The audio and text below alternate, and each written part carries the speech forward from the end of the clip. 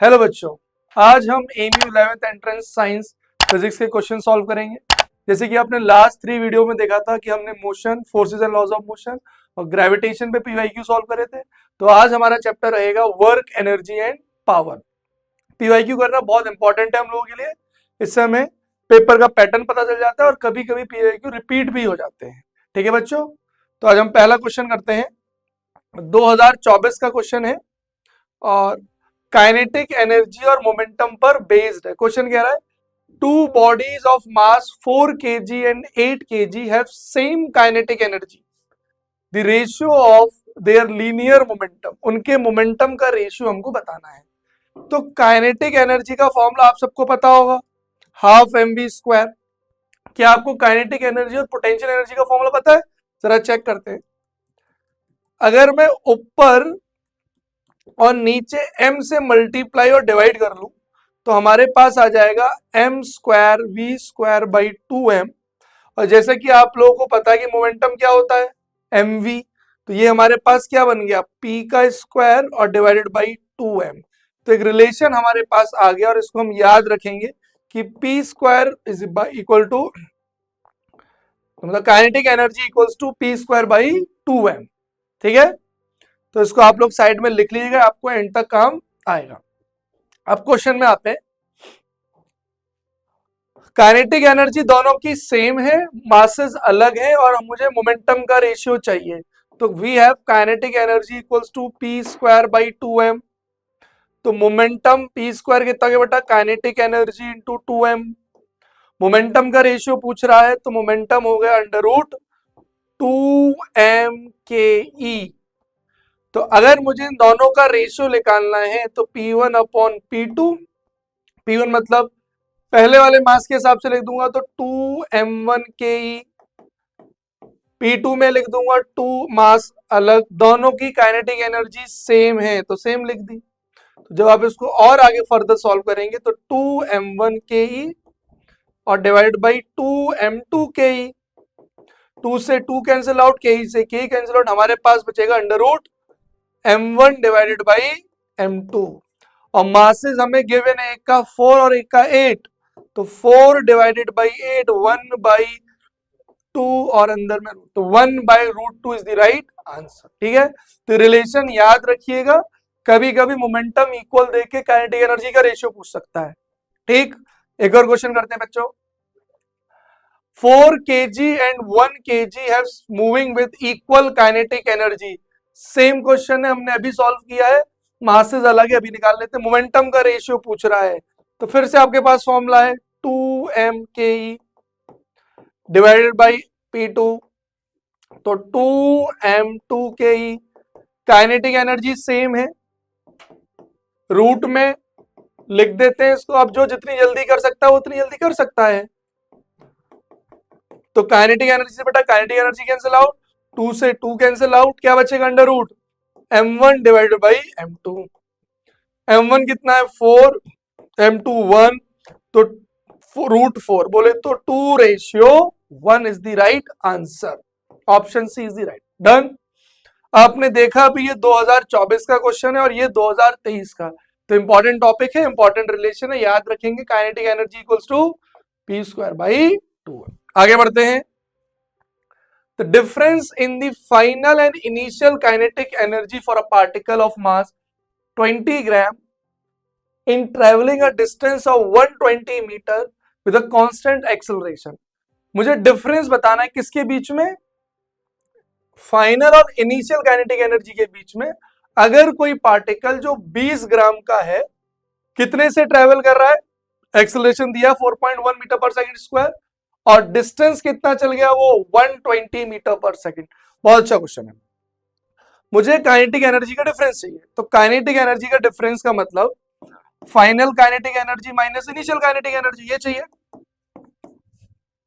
Final का मतलब half mv square और इनिशियल हो गया बच्चों हाफ mu स्क्वायर।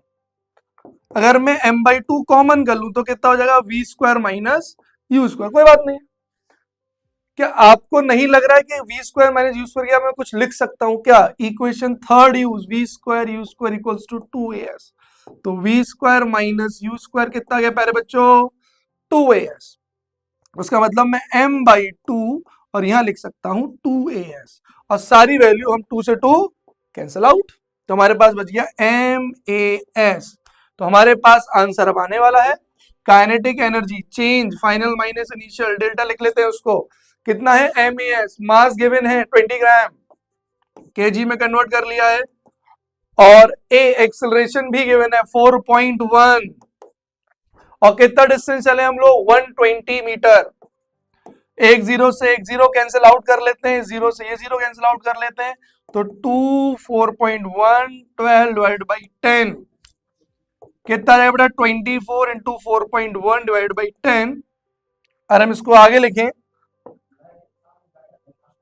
ओके, तो ये आ गया हमारा 2.4 इंटू 4.1, लगभग आंसर 10 के आसपास होगा क्योंकि 2.5 और ये 4 इंटू 10, तो option D is the right answer. ध्यान रखेंगे, आगे बढ़ते हैं। इन हाइड्रो पावर प्लांट क्या होता है, तो पहला ऑप्शन है water is converted into steam. Hydro power plant का मतलब यहां से हम एनर्जी को किस में कन्वर्ट करेंगे, इलेक्ट्रिसिटी में। कौन सी एनर्जी को कन्वर्ट करना है, बस यही सीखना है हमें। तो हाइड्रो पावर प्लांट का मतलब हम एक जगह पानी को स्टोर कर लेंगे कहीं पर, तो MGH, और उस स्टोर पानी को हम क्या करेंगे, इलेक्ट्रिसिटी में कन्वर्ट करेंगे। तो यहाँ पे potential energy of store water, dam के थ्रू उसको स्टोर कर लेंगे कहीं हाइट पे, फिर उसको अगर हम रिलीज करेंगे तो बीच में काइनेटिक एनर्जी बन जाएगी, और एंड में यहाँ पे टरबाइन को मूव करके हम इलेक्ट्रिसिटी में कन्वर्ट कर देंगे। तो potential energy of stored water is converted into electricity. ठीक है, आगे करते हैं। A body of mass 5 kg initially at rest u हो गया हमारा 0, is moved by horizontal force 2 Newton on a smooth horizontal surface. The work done by the force in 10 second. हमसे work done पूछ रहा है, और वर्क डन का formula होता है फोर्स इनटू डिस्प्लेसमेंट। क्या क्या दिया गया हमें, एक बॉडी है 5 kg की, वो इनिशियली रेस्ट पर है, is moved by horizontal force of 2 Newton on a smooth horizontal surface, work done by the force in 10 second.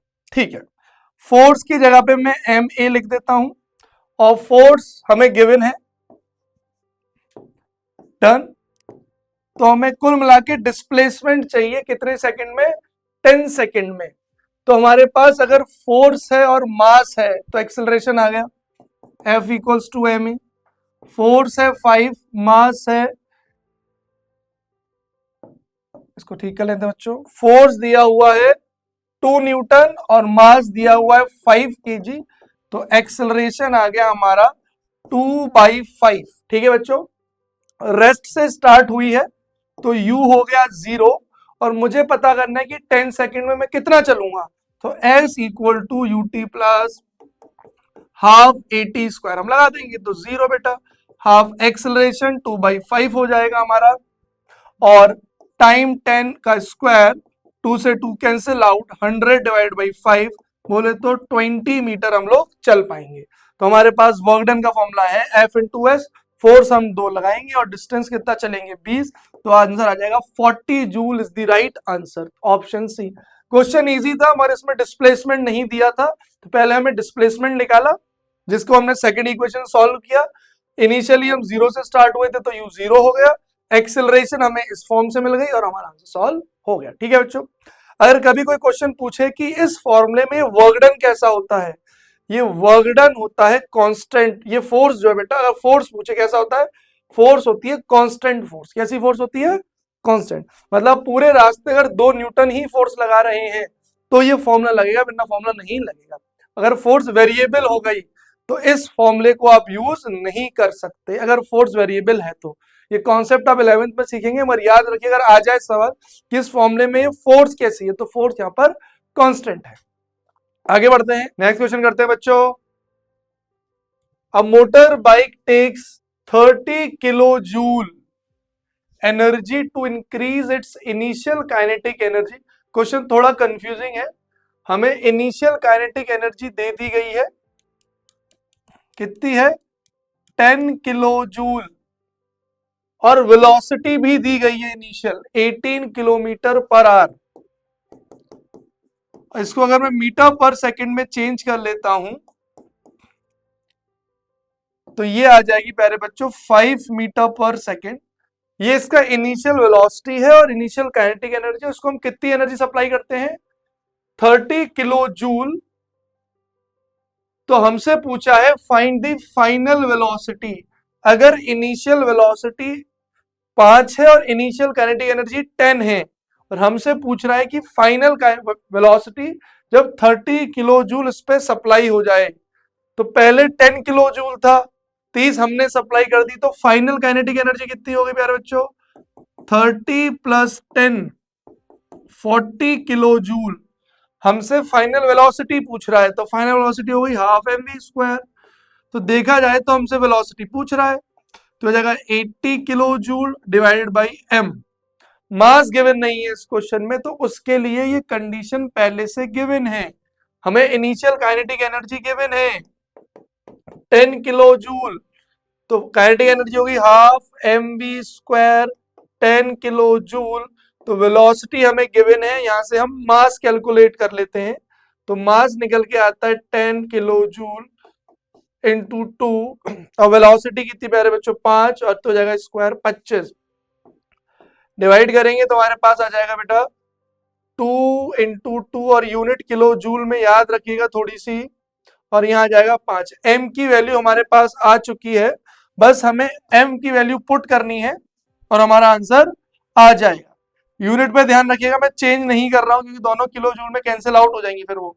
तो V square equals to 80 kilo joule और मास की जगह पे मैं लिख देता हूं 4 kilo joule divided by M. Kilo joule से किलो जूल कैंसिल आउट, यहाँ आ जाएगा प्यारे बच्चों 20 और ये मल्टीप्लाई कर जाएगा 100 और v आ जाएगा हमारा 10 मीटर पर सेकेंड। हमसे यूनिट पूछी गई है किलोमीटर पर आवर में, तो कन्वर्जन करना बहुत जरूरी है।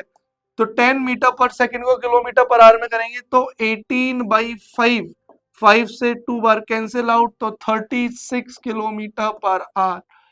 Option D is the right answer. Question की लैंग्वेज थोड़ी क्लियर नहीं करी गई है इसलिए कंफ्यूजन रहता है, ध्यान रखिएगा। अगला क्वेश्चन करते हैं। What is the work to be done to increase the velocity from 36 kilometre per hour to 72 kilometre पर? कितना वर्क डन करना पड़ेगा कि स्पीड 36 से 72 हो जाए? सबसे पहली बात, ये यूनिट सारी जूल में, उधर यूनिट सही नहीं है तो पहले कन्वर्जन कर लेते हैं। तो 36 किलोमीटर पर आवर को मीटर पर सेकंड में कन्वर्ट करना है, तो 5/18 तो ये आ जाएगा 10 मीटर पर सेकंड। ऐसे आप 72 को कन्वर्ट करेंगे तो वो बच्चों आ जाएगा 20 मीटर पर सेकेंड। अब स्पीड 10 से 20 हो गई, कितना वर्क डन करना पड़ेगा? वर्क डन का फॉर्मूला है फोर्स इनटू डिस्प्लेसमेंट, कहीं कुछ गिवन नहीं है, तो जो मैं बता रहा हूं उसको ध्यान रखना। वर्क डन का फॉर्मूला होता है change in kinetic energy, half M V square minus half M U square. Kinetic energy में जितना चेंज आएगा वही हमारा वर्क डन होगा। तो m/2 को कॉमन ले लेते हैं, V square minus U square. Mass question में गिवन है 1500 kg। इनिशियल वेलोसिटी 10 थी, फाइनल 20 हो गई है, तो 20 का स्क्वायर माइनस 10 का स्क्वायर, तो हमारे पास आ गया 750 और 400 माइनस 100, 750 इंटू 300। ठीक है प्यारे बच्चों, अगर हम इसे फर्दर मल्टीप्लाई करेंगे तो हमारा आंसर आ जाएगा। तो 75 इंटू 3 इंटू 10 की पावर 3, तो मुझे लगता है कैलकुलेट करके आएगा 225 इंटू 10 की पावर 3 जूल। Option C. तो ये फॉर्मूला हमें याद रहे और कन्वर्जन को ध्यान रखें कि ये किलोमीटर पर आवर से मीटर पर सेकंड में हो जाए। अगला क्वेश्चन करते हैं। A certain house held consume 250 unit. पहली बात, 1 यूनिट का मतलब 1 किलोवाट आवर, और 1 किलोवाट आवर का मतलब क्या है? ये क्या है? ये है कमर्शियल यूनिट ऑफ एनर्जी। जैसे एनर्जी की एसआई यूनिट होती है जूल, ये उसकी कमर्शियल यूनिट है किलोवाट आवर। तो हमको 250 यूनिट का मतलब 250 किलोवाट आवर, अब उसे जूल में कन्वर्ट करना है, ये भी एनर्जी की यूनिट है, जूल भी एनर्जी की यूनिट है, तो हमें पहले कन्वर्जन सीखना पड़ेगा। तो 1 किलोवाट को 1000 जूल लिख लेते हैं, और एक आर को 60 सेकेंड, 60 इंटू 60 सेकेंड में कन्वर्जन हो गया। जूल को हम क्या लिख सकते हैं, ये दोबारा से करते हैं, ये 1000 वॉट था बच्चों, मैंने जूल लिख दिया था, और ये एक आर है, तो जब हम वॉट को कन्वर्ट करेंगे तो जूल पर सेकंड में, और आवर को 60 इंटू 60 सेकेंड, मिनट से सेकंड, आवर से मिनट, मिनट से सेकंड, सेकंड से सेकंड आउट, तो 1000 इंटू दिस जूल, इसको अगर आप करेंगे तो 36 इंटू 10 की पावर 5 जूल, और पॉइंट अगर आगे लगा दे तो 10 की पावर 6 जूल। तो इस रिलेशन को भी हम लोग याद रखेंगे कि 1 किलोवाट आवर में कितने जूल होते हैं, 3.6 इंटू 10 की पावर 6 जूल। ओके बच्चों, अब हमसे पूछा है कि 250 यूनिट को कन्वर्ट करो, तो 250 यूनिट का मतलब 250 किलोवाट आवर, तो 250 यूनिट मींस 250 किलोवाट आवर, और 250 किलोवाट आवर, और किलोवाट आवर का मतलब 3.6 इंटू 10 की पावर 6 जूल, जीरो से याला पॉइंट गया, 25 इंटू 36 इंटू 10 की पावर 6। आप इसे फर्दर सॉल्व करेंगे तो 900 आएगा, या 10 की पावर 6, कैलकुलेट अगर कर लें तो 10 की पावर 8, तो option B is the right answer. Next करते हैं, एक मोटर पंप है जो 30 किलो पानी 1 मिनट में 6 मीटर हाइट पे लेके जाता है, तो उसकी पावर बतानी है। तो पावर को पहले समझते हैं, पावर हमारे पास है वर्क डन अपॉन टाइम। इस क्वेश्चन में वर्क डन कैसे निकालें, तो आपको मैं बता देता हूं कि जितना हम वर्क डन करेंगे वो एनर्जी में स्टोर हो जाएगा। तो क्वेश्चन कह रहा है कि 30 किलो पानी को 6 मीटर की हाइट पे ले गया, तो जब पानी 30 किलो का 6 मीटर की हाइट पे गया तो उस पर एनर्जी आ गई। कौन सी एनर्जी होगी, potential energy, potential energy mgh। कितना किलो, 30 किलो है भैया, जी की वैल्यू 10, हाइट कितनी है 6 मीटर, तो ये कितना आ गया, ये आएगा 1800 जूल। मतलब पानी 30 किलो का 6 मीटर की हाइट पे स्टोर हुआ, तो कितनी एनर्जी उस पे 1800 जूल, कहां से आई, वर्कडन किया होगा, किसने वर्कडन किया होगा, मोटर ने, तो इसका मतलब वर्कडन की जगह पे हम क्या लिख सकते हैं 1800, और 1 मिनट में तो 60 सेकेंड, कितना आ गया 30 वॉट। ध्यान रखिएगा कि वर्क डन और एनर्जी सेम होती है, अगर हमारे पास 100 जूल की एनर्जी है तो हम 100 जूल का वर्क डन कर सकते हैं, या फिर हमने 100 जूल का वर्क डन किया तो मतलब हम पे 100 जूल की एनर्जी थी। आज का लास्ट क्वेश्चन, और ये हमने पहले भी देखा, लास्ट ईयर में बहुत पहले भी आया, 23 और 24 में भी आया। मोमेंटम का रेशियो पूछ रहा है, काइनेटिक एनर्जी इक्वल है, जैसे कि आप लोगों को फॉर्मूला मैंने आप बता चुका हूं, तो अंडर रूट 2m/ke, दूसरा अंडर रूट 2m2, ये आप खुद भी कर सकते हैं, मुझे पूरा भरोसा है। तो इसको 2 से 2 कैंसिल आउट, काइनेटिक एनर्जी क्या बचेगा m1 रूट दिस, तो ये आ जाएगा root m1 divide by root m2, option C. Thank you बच्चों, ऐसे ही हमारे साथ जुड़े रहें।